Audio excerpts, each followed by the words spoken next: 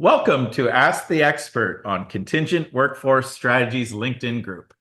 And it's that season, usually during the fall and then the early days of the new year, that RFPs come.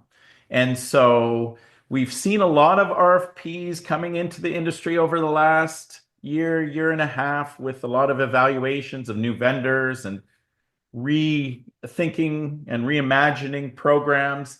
And so I wanted to talk about the topic of RFPs and crafting RFPs that vendors can't resist and deliver the results that organizations are looking for. And I have an RFP expert here today, April Beard. And April, thank you for coming on the show today to talk about this. And, it's just amazing that you've taken some time out of your day hanging out with your family. And we wanted to talk about the topic of RFPs. And April's background, she has over 20 years of human resource and talent acquisition and contingent workforce management industry experience, both on the external program side, working within the MSP community, and working within internal as a program leader on internally enterprise customers. Extensive experience running some of the largest programs in the country and has led programs for over 9 years at companies such as Progressive Insurance and Centene Health. During that tenure, she has had lots of fun writing RFPs and evaluating vendors to optimize their programs. So, April, thank you so much for taking time out of your day and coming on and talking about best practices and creating RFPs and working with Well, them. thanks for having me, Jeff. I appreciate it as well. It's so cool. So, I kind of introduced it that it's that time of year, right? Usually in the fall, you start to plan for the year following, or you've made a plan to say, I'm going to do this as something I'm going to do in my large contingent workforce or talent acquisition programs. And as the new year comes, it's time to execute and write those RFPs. And so, you know, it's interesting because I come more from the vendor community and I've seen the gamut, some good ones and some really bad ones. And you know, the key to this is the why. In everything we do is the why. So why is it so important to create the RFP or request for proposals that vendors will want to respond with, but also balancing what you need in terms of Sure. information to evaluate? Well, I think it's first and foremost important to remember, while as an organization, you may be doing multiple RFPs, vendors are also responding to multiple RFPs. And I can tell you when I was on the vendor side, the ones that were prioritized were always the ones that were easiest to respond to. So I'll give you a really silly, petty example, but I have never, ever, to quote Taylor Swift, gone back to an RFP to get an address, right? So why are you asking in your RFP for address and firstborn and DNA? If it's things that you're going to need to onboard a vendor later, you have a process for that.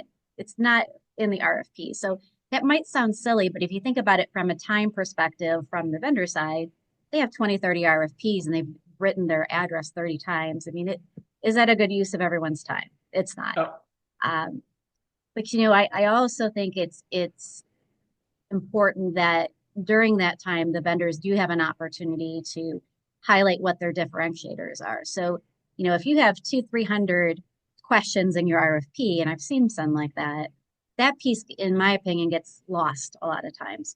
So if you can balance what you're asking in the written portion versus the presentation portion, I feel personally that a lot of those questions are better suited for that either virtual or live presentation. yeah. Oh, totally. Because often the differentiators and a lot of the detail gets when you're reading it on a page doesn't have the same Right. context Yeah. as in a presentation where it's a dynamic discussion. Often you can ask questions to clarify. Right. Um, Or tell more than what they've provided. exactly. Yeah. And so with that, like the written form is important to kind of narrow it down from your big list of vendors down to the short list of vendors that you'll want to have presentations with. But getting it down to that and giving them an opportunity to really talk about the differentiators and talk about what's important and act in partnership, where Hmm. it's a kind of a mutual discussion versus, hey, we're going to present and you're going to poker face it and not have conversations. You really don't get the dynamic Right. of the relationship capabilities too. Yeah. I think in our earlier discussions, this industry is about trust and it's about doing things out of the box and having to deal with lots of complex situations that there might be some gray that you got to work together and make decisions. And I think that is as important to get the dynamic of the culture of the organization and the individuals that may be working on your team going forward as much as it, and it's very hard to evaluate that on a written page. Fair. Yep. I agree. Most definitely. And I loved your comment on address. It's a Yeah. simple thing, and it's Yeah. like the simplest thing, and you just innately think you should be asking for it. Fair.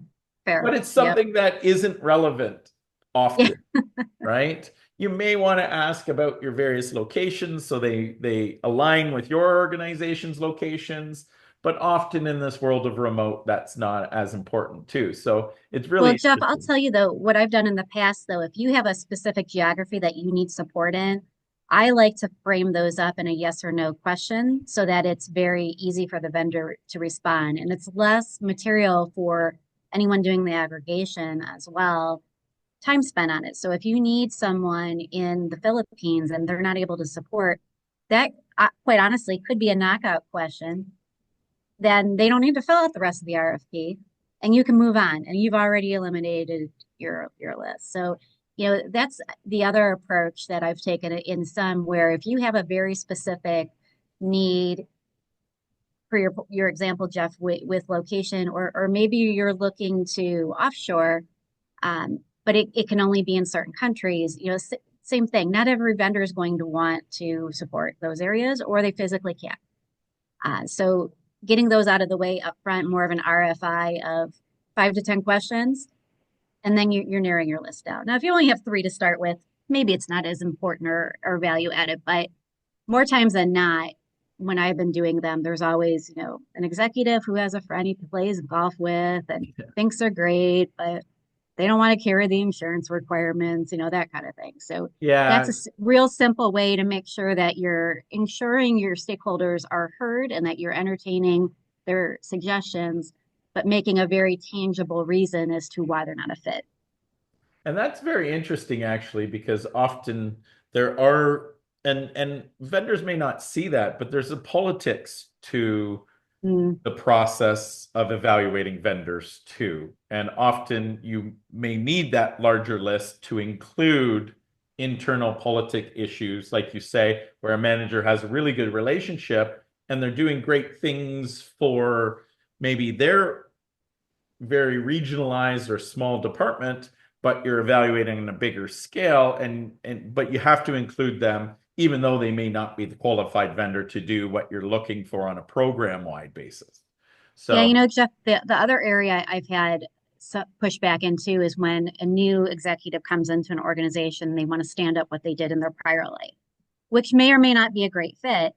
We may be engaged already with some of those vendors, but not in the capacity that they're looking to add them for. So, I'm always a big fan of expanding your current supplier list before going out and doing an RFP. Quite frankly, you may already have the vendors in house that can do that. You may just not be aware of their additional capabilities. Having said that, the other side of the coin, though, is what worked in a prior organization may not fit your current culture. So, it's kind of a 50-50 shot whether or not that's beneficial. But the other part of that is there's definitely executives I worked with where that's a vendor they use, that's a vendor they want. You're not going to change their mind. So you have to ask yourself, is it worth everyone's time to have an extensive RFP process when you know the outcome has already been selected? Yeah, so thinking it through with some mandatory questions that are kind of, like you said, the knockout questions, Mhm. and then the differentiators or the value-added questions, which essentially will, once you've shortlisted through the mandatory questions, those will be the ones that are great for helping you narrow it down potentially further, but having more in the presentation so that you can have that interactive discussion with the vendors to talk about the differentiators so that you can understand what you're buying versus this vendor versus this vendor versus this vendor, right? Because at the end of the day, this is all about solutions architecture and trying to map what your needs are to what you're going to buy, right? Right. Eventually. And Yeah, then and to picking that the point, partner Jeff, that you're going to do it with. right. Well, and to that point, Jeff, having everyone on the same page as to what the outcome needs to be. So while, you might be looking for a financial planning software, but someone else wants it to do capacity planning, for example, a tool wasn't designed to do that. Um, so that I have found, it's having those tough conversations ahead of time so that you don't get into presentations and evaluations and you're not evaluating the right criteria. That requirements gathering up front saves a lot of time on the back end. And I feel like it's a step that a lot of people want to skip. But I do feel if you go through those steps, you are saving everyone time and anguish, if you will, with the negotiation process. Yeah, and you're so bang on. So we've kind of followed up on the why, right? You want to balance who you're going to invite into it and then what you're going to ask to save time, not only for the internal stakeholders, but for vendors as well, because time Mm-hmm. is money for the vendors in responding to these things. And then you've said the process. So I'd love to hear more about that how and the process of starting an RFP. Um, what have you seen work in the past? What have you seen not work in the past in the process? So, Sure. you had it on your 2025 plan to next year we're going to evaluate something within the program. Now what? Well, So I where do think you two, start? And what yeah, are some of the key process points? two things that are super important is to ensure all the stakeholders are included in the beginning. Anyone who's added kind of in the 11th hour as an afterthought is likely not going to be a neutral participant. And going back to those requirements to make sure everyone is in agreement with the weight that each requirement needs. And, I've had some very long meetings where we were not in agreement with what we wanted a tool to accomplish or what was a priority for a staffing vendor to provide, whether they were a diverse supplier or had the technical ability. So if you ensure those goals are clear up front, for things as well like cost savings or time saving. I had a client that they told when they brought in the MSP, they said, we don't care about cost savings. That is not important to us. We want to save time and energy and relieve burden off of our FTEs. So, my cost saving initiatives they're like, yeah, okay, that's great, but they weren't as well received as the efficiencies that we put in place. Um, but if those stakeholders, again, are not engaged in the beginning, it's going to be really difficult to have them engaged in the end. And the timeline to me is equally as important as that criteria. So if you're doing a major tool implementation, that can't be RFP'd and implemented in 30 days. And there's something that happens like around Halloween usually that people are like, man, I want to get this in before the end of the year. I had this as a goal and I don't want to have like one item not. So we're going to do this really quick. And, I don't recommend doing any implementations fourth quarter. You have Halloween, which might be a big holiday day for me than others, but you've got people off for Thanksgiving and Christmas and Yeah. you know, it's messy, to do it that way. Um, and I do think that's a big aha moment for a lot of folks when they get in, they're like, oh, this is going to take longer than I thought. And it doesn't have to take months to do, But if it's a larger tool implementation, you want to make sure that everyone is included. I have found personally that usually the accounting and the contract part are kind of the long poles in the tent, if you Yeah. will. Um, you get all the way through and you're like, oh, we need to make sure we understand tax and how this is going to be billed. And can the AP team take on 100 staffing vendors if we direct pay them? That should be in part of your scoping, not at the tail end, because those are what delay implementations oftentimes. Oh yeah. And you really nailed it with the need to engage stakeholders early and have those conversation on what's important. Because what's important to you as the program team versus this stakeholder versus this stakeholder versus this Hmm. stakeholder um, differs very potentially differs greatly and has variation. And you want to make sure everybody sees each other's um, requirements so that you can all align, especially when it's large implementations that are going to need each of the stakeholders to participate in at different times. Often, different stakeholders have their own priorities in large Oh, organizations yes. with other types of system implementations or other programs going on. So, making sure that all aligns with the timing is important. And you are right. It's better to not try to rush because in large organizations, knowing how the timing works is really important. And often in the vendor community, or if you're new to this world in large enterprise, like either sales or implementations, you just take for granted that, what you're selling them or what you're trying to implement is awesome and it's your Yeah. priority, so it should be everybody else's priority. But Yes. that often isn't the reality of it. And what you think should take a couple of months may take 8 months just because of timing on how things Yeah. work in a large organization and timetables, right? Well, and that kind of falls over to the aggregation and evaluation portion. So if you're not evaluating what you indicated, the key pieces that you needed, could not live without in that piece, you're really doing a disservice to everyone who spent a lot of time, effort, and energy to get to where you are. I like to provide an agenda for those either in person or virtual meetings so that it doesn't turn into a vendor kind of going off on a sales pitch in left field for something you may not want or need. And I do feel like it does keep everyone's time in check too, so that it's time boxed accordingly for getting through what you need to discuss. And there's times I have to do a follow up. We don't have enough time after an hour. Um, but a lot of times, what I've seen happen is you have five things on your agenda you want to talk about, and you get through the first three to four, okay, and then the last one, it's like, okay, we got 2 minutes, and that's Yeah. it. And then that person feels slighted that they weren't taken into consideration with the effort that you did for first. So, um, getting kind of those naysayers that may not be on board involved in that process from requirements gathering and the evaluation, so they feel like at least they've been heard, even if the selection at the end of the day is not their preferred vendor.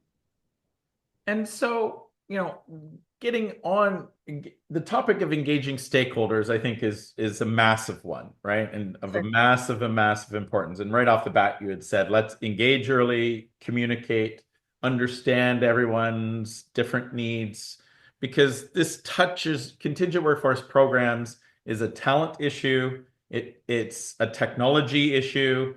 It's AP issue. It's Mhm. information security issues. Sure. It's privacy issues and legal issues.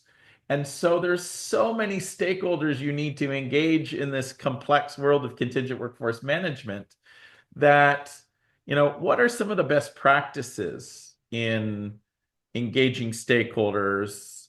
And both, I guess, what's important is not only internally, but externally too, because I think, coming from the vendor side as well, you were able to bring best practices to organizations as they're thinking about their solutions and their requirements and how to evaluate them as well.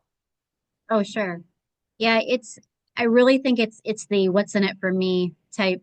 model to use for those individuals, because if they don't feel like they're getting anything out of the time, why are they going to give it to you, quite frankly? So usually what I start with is a problem statement of what issue are we trying to resolve? What are we trying to make better? Or is it just clearly cost savings? There's times where, we've had vendors in place and they're doing a great job, and I'm not someone that wants to fix what's not broken. However, there are others who, because they've been in a program for a lot of time, they get kind of complacent and they get sloppy. So, if you're doing a renewal for vendor contracts, for example, I always like to look at those quality scores from the last 3 years since you did it again and see, has there been any variances in their performance? And kind of having that historical information, my hope is that you've already had those conversations if there's issues. You never want to go to an RFP at that point and tell a vendor there's a problem with their quality. That's like, telling someone in their annual review, I had a problem with something you did in January, it's December, and now I'm addressing it. I Yeah. think that that's a very similar concept. But I think oftentimes vendors who have been in your ecosystem for 5, 10, 15 years, they just feel like they don't have to put in as much effort sometimes. And not all. There's great partners I have out there. Um, but it doesn't hurt to reevaluate what's important, because those priorities, 100% have changed in the last decade. And it may determine at the end of the day, the vendor's not meeting those. Yeah. I'd rather reward a vendor who is and move that business over if appropriate. I found a lot of the best vendors, they see so many programs as well, and Hmm. either have run, if it's an MSP, they run other programs to staffing firms that are great staffing firms that have seen and work with different MSPs and how different customers work. And they are able to give you feedback 100%. and some ideas that you can put into practice into your programs and your evaluations, quite honestly, too, right? I Because, make the comment, feedback is a gift without a gift receipt, probably 100 times a day. So it's important that when you solicit that feedback, that you do see some action in it too. It's like if you do an employee survey and everyone is upset with their benefits and you make zero changes, and you feel like, no one's listening, and that's not a good partnership internally. Externally, though, oftentimes I never hear anyone ask a vendor, what do you think about our VMS tool? Is it easy to use? Are we doing anything, or are we not doing anything rather, in our organization that you like in another client that you have? And it's not reinventing the wheel oftentimes. It's more of a, you might call me nosy. I want to know what's going on in the market with, other vendors, but I want to save those mouse clicks if it can be more efficient. If there's something that you feel is not necessary, I'm not going to say we can change it all the time, but can at least put it on the table for a discussion. yeah, so that gives you that external view of what's going on in the market. And I guess Hmm. even attending events, different conferences, etc., Oh, will yes. also help you with some best practices around not only creating the RFPs, but what is out there, what are some of those practices and evaluating, and then, also give you a sense of the vendor community that's out there providing the various solutions for Yeah, what I you're can tell looking for. you, Hallmark does not make, but they should make a card for congratulations on completing an RFP or an implementation, right? So depending on how it went, maybe it's in the sympathy section if it didn't go great, but maybe it's in the encouragement section if it went well. And I have found that people are very passionate about their vendors when they're doing great, and they're equally as passionate when they're not. So, if vendors out there think folks don't talk, you are sadly mistaken. Yeah. Just know if you hit it out of the park, I will be your best friend. I will refer you to my friends, whether they need the service or not, because eventually they will. And, having said that, if you're doing a poor job, there's also ways in remediation. So you can have an awful implementation and still have a value added partner if there's an understanding of what the needs are. Because oftentimes it's not the vendor's fault. You could have a change in leadership at the client, and the priorities completely are not what you scoped out in the beginning. So it's just open communication to your point, Jeff. Yeah, and so just like you would internal stakeholders, engaging with your external stakeholders and Right. other sources of information, I guess, also help you with crafting RFPs and really thinking about the solution that you're trying to get to in terms of what you're evaluating for as well, which is kind of cool. In terms of the um, crafting what to evaluate and how to evaluate it. We talked Mhm. about that a little bit about don't make the RFPs overly burdensome.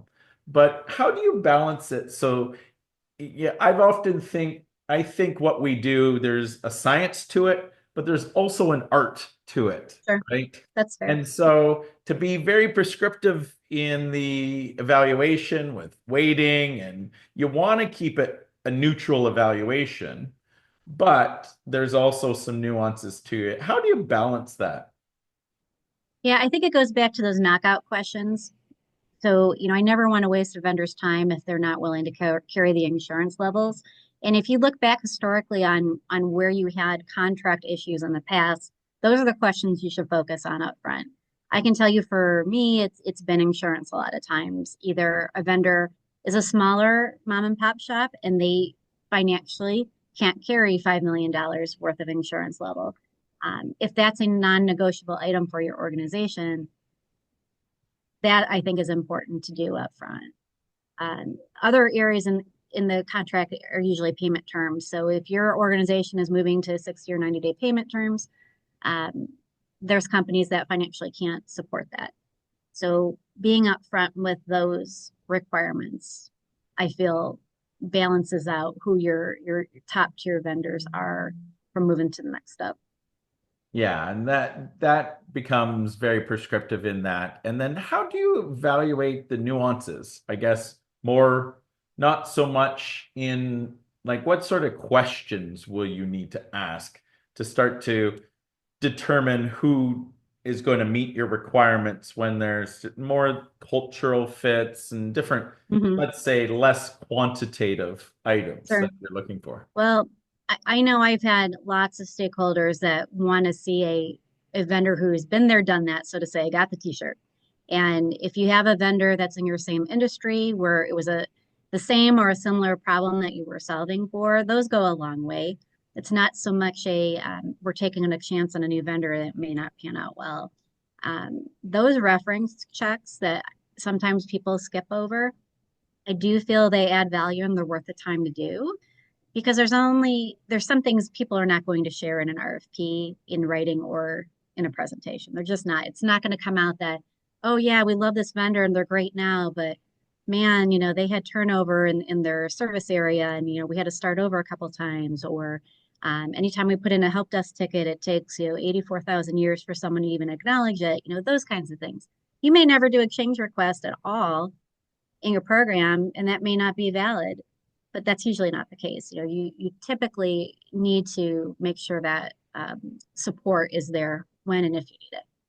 No, it makes so much sense. And like you say, the nuances often wouldn't be written in the RFP Correct. response, but if you have a Right. conversation with a referenceable client, they'll give you the straight goods often, right? And you'll hear the passion for the vendor, Right. or the potentially mistrust and disdain for the vendor as well, that Yeah. they may not be able to write publicly, but you can kind of nuance it with the conversation. So it's interesting how important the reference checks are in this process as well. And that doesn't take a lot of time to write That's not, no. either. Mm. I So like them verbal, actually. Do a quick Zoom. That way, I like to give an agenda ahead of time so that if an individual doesn't know the answer, maybe they can find it out before they get on or bring someone else with them. But I do feel that sometimes when folks are hesitant to give a reference, either the company doesn't allow it through a policy or there's bad news there that they yeah, don't there want to might be. share. Well, the Sometimes, interesting thing, I found references often better selling than us as a vendor, quite honestly, as mm, well. Like if you do a really good job for an organization, or just show that you've been able to solve problems for them in the industry, they will go to bat for you. And Mhm. when a client goes to bat for a vendor, that's usually a good indication for the other clients to say, hey, Absolutely. give these guys a shot. Even though they may not be a perfect profile on those Mhm. mandatories, let's figure it out together because they've done a good job over there, right? Yeah, one of my favorite questions I ask in a reference call is what surprises did you have? What didn't you plan for that came up? Because selfishly, I want to be prepared for that item. And secondly, I think it's important when things are not going well, how a vendor reacts. Does it take an awful amount of time to get folks on a call to discuss?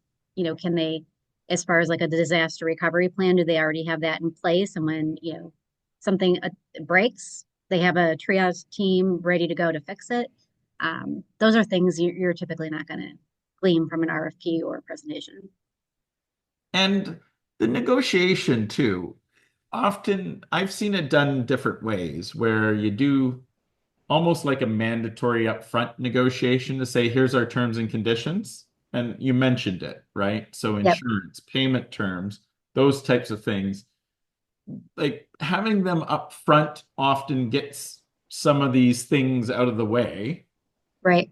But do you find you maybe knocking out folks that may have been good providers by saying, "Hey, this is the mandatories up front," or if they were to say, "I can't have insurance," were there a way to still have them as part of your program and provide a solution? Let's say that's very Hmm. unique, but could you get someone else to provide the insurances? So like through a subcontract, payroller, etc. So do you find negotiations right up front, or do you kind of, if there's situations that you may need to nuance it where you negotiate at the end, how do you handle the negotiations of the contract? Yeah. Because in the evaluation, everything's happy and Oh, everybody's of course. Right. great. But Well, then when it comes to negotiations, some people have a different style than others in terms of yeah, ability, right? my short answer is it depends. So if you have a team that has had in their toolkit reviewing contracts as part of their job, great.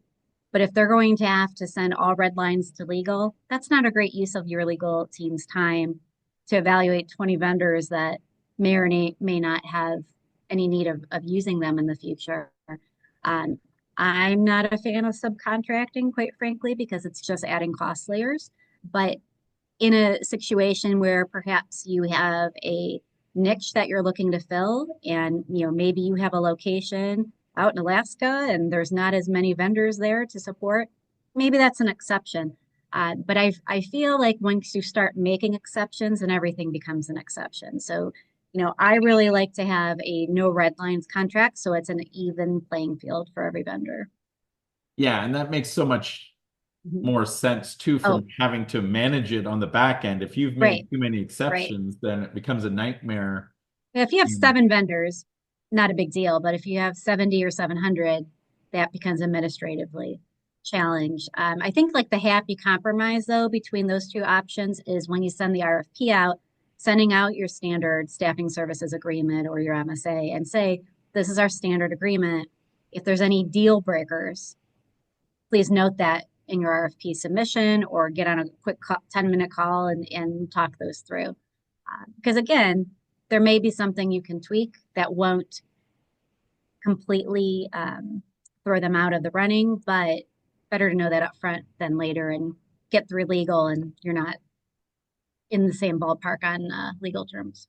oh, it makes so much sense. Saves everybody's time, right? At the Exactly. end of the day Yep. as well. So then it gets into, okay, we've evaluated, we've started to implement, and then how do you kind of monitor success, right? So once again, in the RFP process, it's often Hmm. happy, people are on their best behavior. Right. They're saying the right things, and then, once you get into real life, then it's the doing, and sometimes it's not Sure. as easy as what you can say up front in an evaluation. How do you monitor that when somebody said something in the RFP process, the evaluation process, that they're actually doing it in Hmm. real life as they Yeah. build out the Yeah. program or going forward? I think a lot of times you put SLAs and KPIs in a contract and then it gets put on a shelf not to be revisited again. I like to take those and make them part of my quarterly uh, reviews to make sure that those metrics are being adhered to.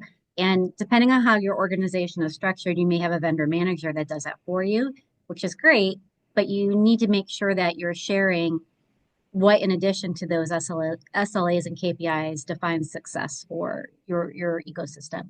Um, if you're looking at diversity spend, for example, and they're a great vendor, but they have the certification and their diverse candidates that are being hired is very small. While that's not a contractual goal of we need to see X amount of placements from you, it might be something to reconsider when you're looking the next time to do an RFP. I think it's also important to do a lessons learned if it's a tool implementation so that the next time it comes around, you have learned from what you've implemented, and perhaps there's folks that you needed to engage sooner in the process rather than later. Uh, I'm sure we would all love to believe that your top priorities are your coworkers' top priorities, but that's not usually the case. Your team in IT may have a backlog of 10 projects ahead of you before they can even have a conversation about you know integrating APIs, for example. So I think it's also important that when you're looking at was this a success or is there areas that we need to account for in our next RFP, that you're not giving implementation fatigue, if you will, to your internal folks that come to the table saying, okay, I know this was bumpy last time. How can we do it better this time? Yeah, no, those lessons learned are so important, right? And the SLAs are so important, and the Hmm. KPIs that you put into the SLAs are important. So, do you find you talk about that in the evaluation process? Like, I know it's often definitely a question in an Hmm. RFP, but how do you evaluate vendors based on how they respond to the KPI and the success Yeah, metrics kind of question, right? To know that they're going to be there for you down the road. They may just say, here is our KPIs, but yeah. how do you have that during the evaluation process? So, two things. I do like to have a vendor provide what they typically do for their clients to make sure that we're on an even playing field. But I also like to ask the question of tell me about a time when a customer wasn't happy or an implementation did not go well, and how did you remediate that? They're not going to get it right 100% of the time.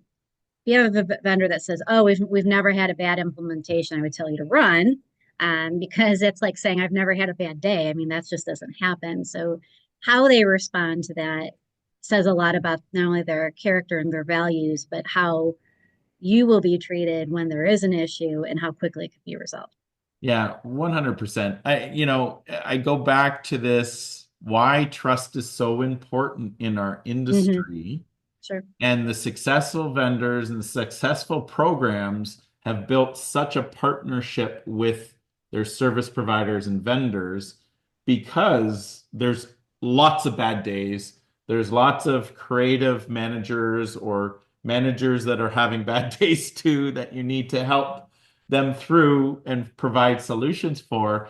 And having partners that have your back Hmm. always along the supply chain is so important. And so getting those nuances around what's success, how have you worked together in bad times as well as good times and engaged, it just allows you to build that trust and know that they're going to be there for you, right? When those times happen, because they do happen. They just do. Absolutely. Right? So that's amazing. So, we've talked about the why, a lot about the how, which I love the meat that we put on this discussion around the how, because there's such good tangible things to take away from this discussion.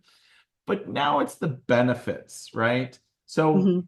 it also goes kind of into the why, but what are some of the benefits that you found by putting out the proper RFPs that have a really good balance of what you're asking? They're simple, Sure. etc. Really focus on what's important.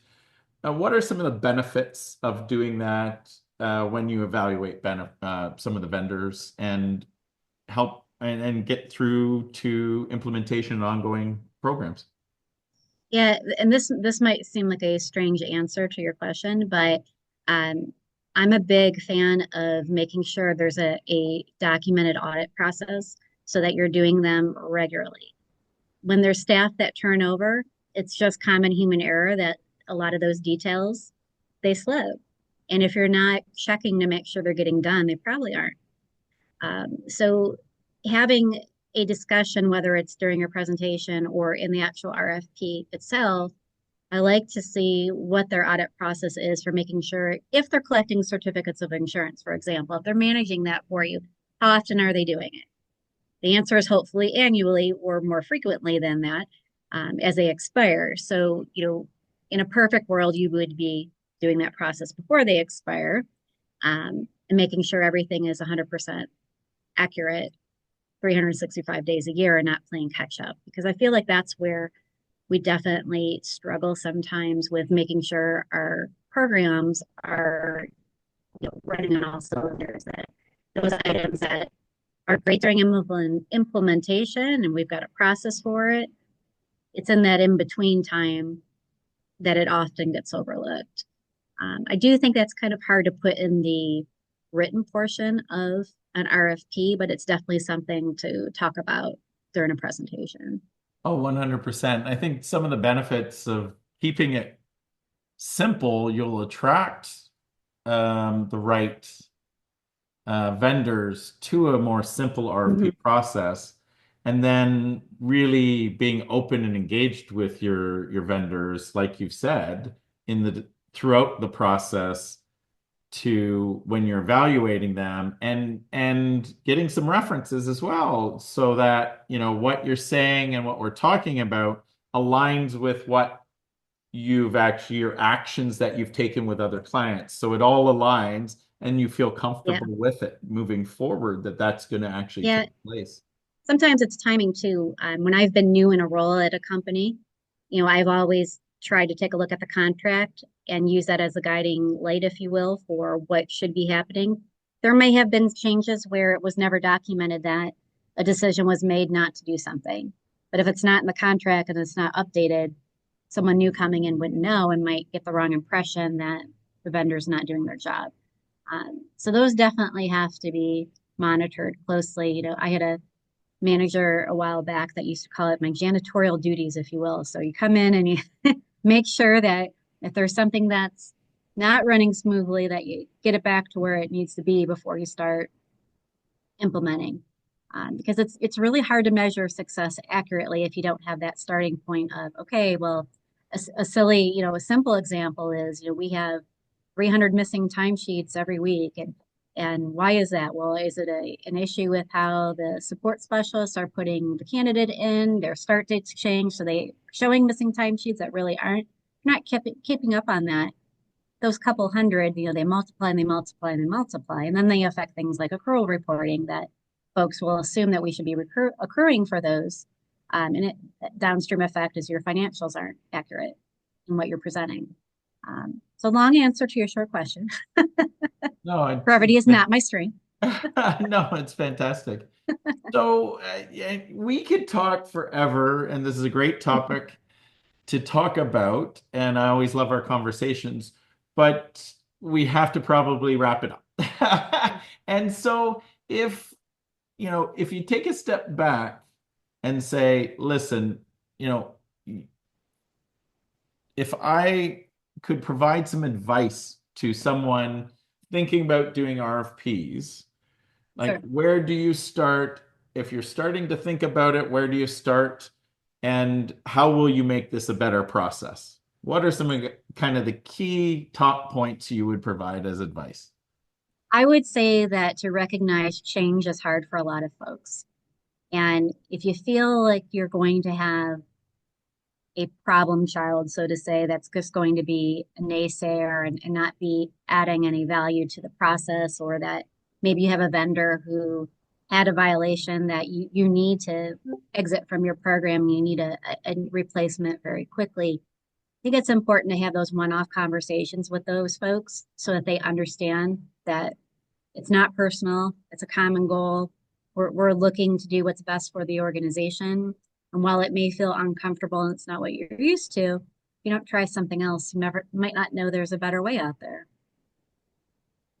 Yeah. So engaging not only the internal stakeholders and the ones that you need to, but understand really the ones that are may have difficulty Yeah. in the change and engage them. Otherwise, it comes out in the presentations, and that's not where you want it to be.